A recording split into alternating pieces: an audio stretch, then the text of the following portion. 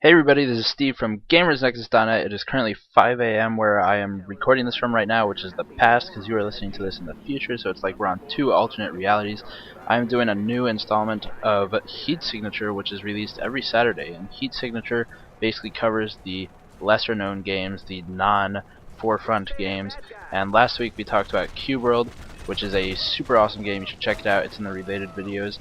Check that out after this one. This week we're talking about Choplifter HD, which I think is fairly new. It came out January 11th, it looks like, and I just saw it pop up on my Steam feed when it had some DLC come out that is free, so I decided I would check it out, and the game itself is only $10, so it was an easy choice and easy game to pick up. Choplifter is a side-scrolling 2.5 dimensional, if I may, helicopter rescue game, sort of like the older games. It is basically side-scrolling. You shoot the enemies, you dodge their bullets, you refuel your tank, you can change altitude, change speed, you can shoot missiles, shoot normal machine gun bullets, and the goal of the game is to rescue civilians that are stranded or drop off military personnel that need to go where they're going. And the game is based in a war zone. It is pretty standard in terms of arcade style games. Now where it gets cool though is the 2.5D I mentioned, where with the helicopter you can actually rotate to be facing towards, out of the monitor, so towards us, or facing the other way if you swivel it fast enough. And what that does is it lets you aim to foreground units, not just the same level background as your helicopter units.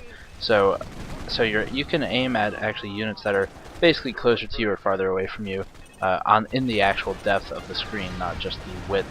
And that's what makes it cool and makes it stand out. This is a very simple game, as I said, but it's a great game to kill maybe 3 or 4 hours. I probably wouldn't put that much time into it in one go because you'll burn out really fast. It's not going to hold your attention all that long. It is maybe a total of, I don't know, it's hard to say, probably 4 hours to 6, depending on what kind of gamer you are, of total gameplay. You might get a little bit more if you're really into the downloadable content, because they do release a lot of it, and so far I believe 2 of them have been free. The other, looks like, let's see here, looks like 2 of them have been free and the others were all 99 cents each, which really isn't that bad. So for the most part you get different types of choppers, and they are equipped with different types of attributes as normal, so you can have more fuel or fit more passengers or stuff like that.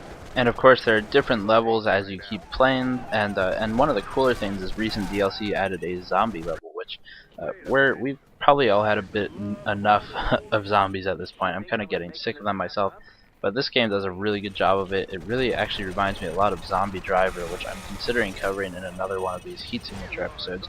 But for those that aren't aware, Zombie Driver is basically not side-scrolling, it's a top-down arcade racing game where you drive and kill zombies with your car, and that's that. So this game has a zombie level where there are zombies that are attacking a town, and they're besieging this, I was about to say villagers because I've been playing a lot of older games lately. They're besieging the citizens, and you go down there, you rescue them, you blow up zombies, you shoot your missiles and take them out in big chunks at a time by the dozens if you can. And it's all very very non-serious, very fun, very basic, and it's really just, it's the perfect game, as I said, to kill some time on a Saturday or something to that extent.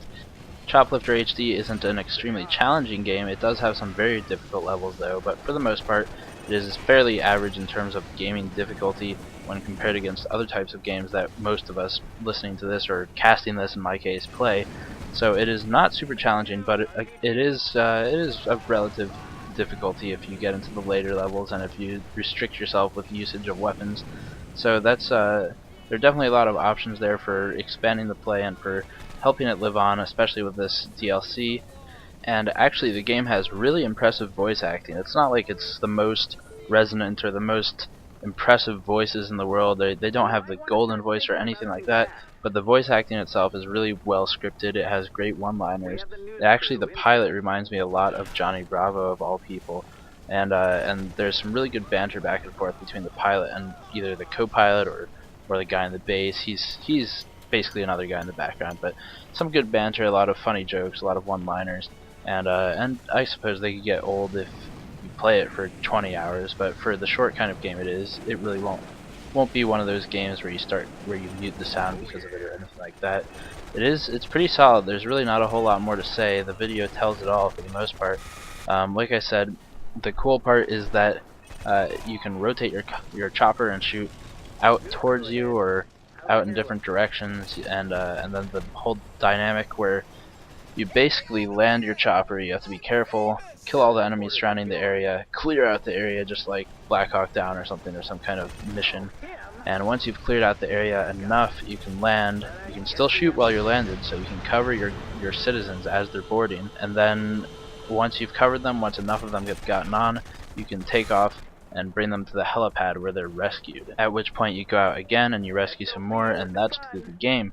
And in the zombie level, which is DLC, so it's not the whole game, but in the zombie level, there are some cool extra elements, like the zombies can grab onto your chopper and hang onto it, and you gotta shake them off by whipping your chopper around to do the 2.5D view and the normal 2D view, and use your booster and run into objects intentionally and all kinds of stuff like that to shake those zombies off, because you won't always have a chance to kill them all while you're rescuing people, because of course it is important not to land on people, which I may or may not have done several times and started as a result of it.